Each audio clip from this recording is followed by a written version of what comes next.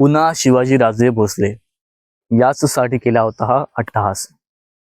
काय मूवी आहे, चुम्बेश्वरी एकदम. म्हणजे भाई काय डिरेक्ट केला, काय सिनेमा विज्युअल्स आहेत, काही स्टोरी आहे अप्रतिम.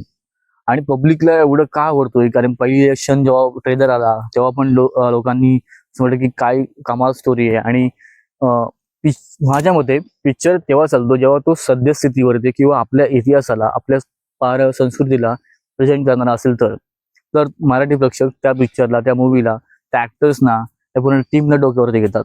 तसंच या सिनेमाबद्दल झालेलं आहे. महेश मांजरेकर दिग्दर्शित आणि काही सुंदर चित्रपट त्यांनी दिग्दर्शित केलाय. म्हणजे सिनेमॅटिक व्हिज्युअल्स असतील, स्टोरी असेल, एकंदरीत पटकथा असेल, संवाद असतील आणि असं बरंच काही भरभरून लोक कौतुक करतायत. आणि मलाही वाटलं की आपण पण व्हिडिओ केला पाहिजे. सो हा तो मराठी लोगों का यही प्रॉब्लम है, हमारी सोसाइटी में हम खाटी लोगों को नहीं रखते. काय झालं?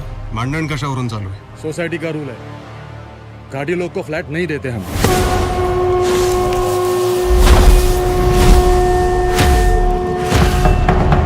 घाटी म्हणजे माहिती आहेत कोण? घाटी म्हणजे घाटावर राहणारे. घाट म्हणजे या महाराष्ट्र भूमीत स्वराज्याच्या निर्मितीसाठी रक्त सांडलेल्या शूरवीरांना अंगा खांद्यावर अभिमानाने मिरवणाऱ्या सह्याद्रीच्या पर्वतरांगा. रांगांमध्ये राहणारा रांगडा गडी म्हणजे. हा चित्रपट आवडण्यासारखं म्हणजे का लोकांना एवढा आवडतो याचा प्रश्न तुम्हाला पडला असेल तर याचं उत्तर एकच आहे. एक तर कास्टिंग, दुसरं म्हणजे स्टोरी. स्टोरी अशी की आत्ताच्या जी शेतकरी आत्महत्या होते वेगवेगळ्या भागांमध्ये, त्या शेतकरी आता का होते?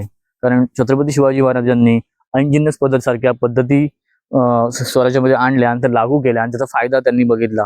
पण आत्ताच्या स्थितीमध्ये कर्जमाफी होते, सरकार पैसे वाटते, कर्जमाफी करते, पण ह्याचा कुठे फायदा शेतकऱ्यांना होतोय असं दिसत नाहीये. तर ह्या सगळ्याच शेतकऱ्यांच्या अडचणीवरती, शेतकऱ्यांच्याच मुद्द्याला धरून हा चित्रपट बनवला गेला आहे. कास्टिंग अप्रतिम, स्टोरी अप्रतिम, सिनेमॅटिक व्हिज्युअल्स अप्रतिम, भरभरून कौतुक आणि त्याच्यासाठी अभिनंदन. त्याच्यामध्ये दोन गोष्टी मला थोड्याशा बरोबर वाटल्या नाहीत. त्या म्हणजे एक तर चित्रपटामध्ये नसलेलं शिवाजी महाराजांवरती गाणं. म्हणजे जवळजवळ सिनेमा आहे हा 2.5 तासाचा आहे आय गेस. तर त्याच्यामध्ये छत्रपती शिवाजी महाराजांवरती एक गाणं असायला हवं होतं असं मला वाटतं. दुसरं म्हणजे सिद्धार्थ जाधवचा तो लुक आहे, तो जो विलन दाखवलाय त्याचा स्क्रीन टाइम किंवा त्याला जास्त थोडंसं बिल्डअप दिलं असतं त्या कॅरेक्टरला तर अजून मजा आली असती, तो लक्षात राहिला असता मराठी मला एक चांगला विलन म्हणून. कारण लुक तर त्याचा अमेझिंग आहे, एकदम भारी. एकदम साऊथमध्ये जे लुक्स आपल्याला विलनचे बघायला मिळतात, खतरनाक, एकदम डॅशिंग, रावस, तसं काहीच आपल्याला बघायला मिळतं. त्याच्याकडे बघून आपल्याला समजतं किंवा ते भावना तशी येते. पण त्याचा थोडा स्क्रीन टाइम वाढवला गेला असता किंवा त्याची ज्याचे सीन असतात बिल्डअप दिलं असतं कॅरेक्टरला तर एकंदरीत अजून मजा आली असती.